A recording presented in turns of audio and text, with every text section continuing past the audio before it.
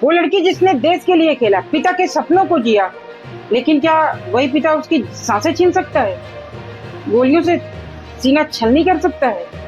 क्या सिर्फ social media पे एक्टिव होना किसी लड़की की जान ले सकता है? गुरुग्राम हरियाणा से एक ऐसी खबर आई है जिसने पूरे देश को हिला के रख दिया है।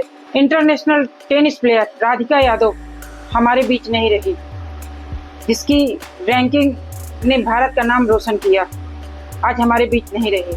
लेकिन चौंकाने वाली बात यह है कि इसकी हत्या इसके पिता ने ही किया।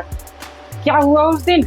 उस दिन 10 जुलाई को गुरुग्राम सुशांत लोक 2 में राधिका यादव अपने पिता के लिए किचन में खाना बनाने गई थी, क्योंकि उस दिन उसकी माँ का बर्थडे था और उसकी माँ की तबीयत खराब थी, इसलिए राधिका यादव किचन में खाना बनाने गई थी।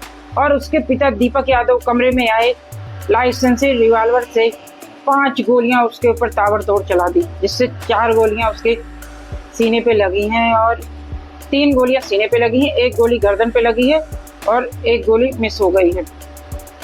कौन थी राधिका यादव? राधिका यादव 25 साल की नेशनल इंटरनेशनल टेनिस खिलाड़ी थी। टीएफ डबल्स में 113वीं रैंक थी और हरियाणा डबल्स में 5वें रैंक की थी। पिता ने ही उसकी एकेडमी खोल के दी थी, टेनिस एकेडमी खोल के दी थी। पर उन सपनों के पीछे कुछ ऐसा चल रहा था जिसकी किसी ने सपने में भी कल्पना नहीं की थी। राधिका टेनिस छोड़कर सोशल मीडिया पर म्यूजिक बनाने में एक्टिव होना चाहती थी। हाल ही में उसने एक एल्बम बनाया था मुस्लिम युवक के साथ, कारवां, और उस मुस्लिम युवक का नाम है इनामुल उल हक के साथ काम किया था। और ये पिता को बेइज्जती का काम लग रहा था कि वो, आपको पता है हरियाणा में लड़कियों को क्या दुर्दशा थी और लड़कियों ने खुद से लड़के अपनी जगह बनाई होगी।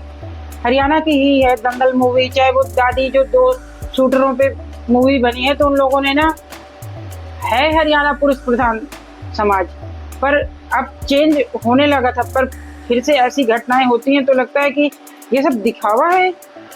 औरतों के साथ आज भी वही हो रहा है जो हमें दिखाया नहीं जा रहा है। कुछ लड़कियों को आगे दिखा दिया जाता है। वैसे स्पोर्ट में आपको पता होना चाहिए हरियाणा नंबर 1 पे है और हरियाणा की लेडीजें भी कुश्तियों में जाती हैं, तो कुश्ती तो कितनी बड़ी चीज होती है। और फिर वहां पे ऐसी छोटी छोटी बातों के लिए बाप को बेइज्जती लग रही थी कि लड़की सोशल मीडिया पे एक्टिव हो रही है, डांस के गाने बना रही है। क्या ये ऑनर किलिंग थी या मानसिक टूटन, या इसको मानसिक बीमारी कहेंगे?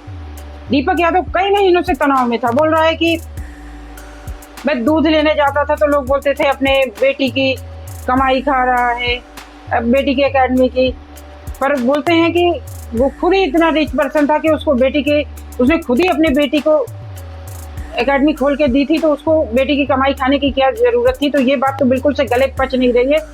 बोल रहा है समाज के तानों से, सोशल मीडिया पर बेटी की एक्टिविटी से वो परेशान हो चुका था, टूट चुका था। ये एक मानसिक बीमारी बोलेंगे दोस्तों की अगर आपके अंदर कुछ पक रहा है तो किसी से शेयर करो।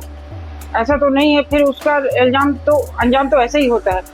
दोस्तों, राधिका के कोच ने बताया कि राधिका विदेश जाना चाहती थी, बोल रही थी मुझे और कोर्सेज करने हैं, मैं यहाँ पे रह के ऐसे मेरी जिंदगी कंट्रोल की जा रही है, मैं नहीं रह सकती हूँ ऐसे।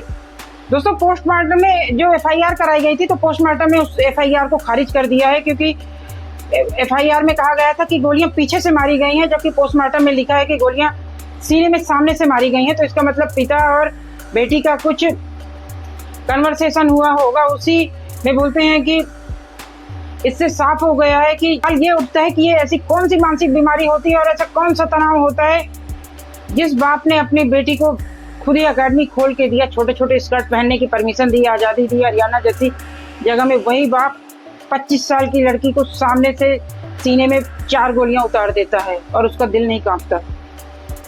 दोस्तों, पुलिस कह रही है कि पुलिस के मुताबिक हत्या प्री प्लान थी।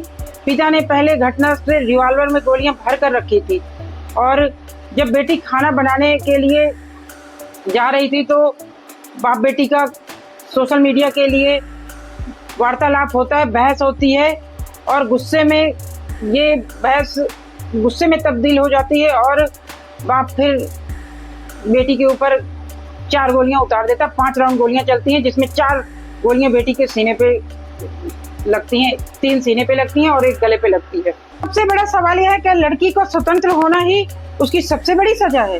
क्या बेटियां आज भी समाज के खिलाफ जाकर अपने फैसले नहीं ले सकती हैं? क्या अगर पिता ही अपनी बेटी के साथ ऐसे व्यवहार करने लगेगा तो बेटियां किसके ऊपर विश्वास करें? राधिका तो चली गई, पर जाते जाते समाज के लिए एक सवाल छोड़ के गई है। सोचिए, क्या आप अपनी बेटियों को समझने के लिए तैयार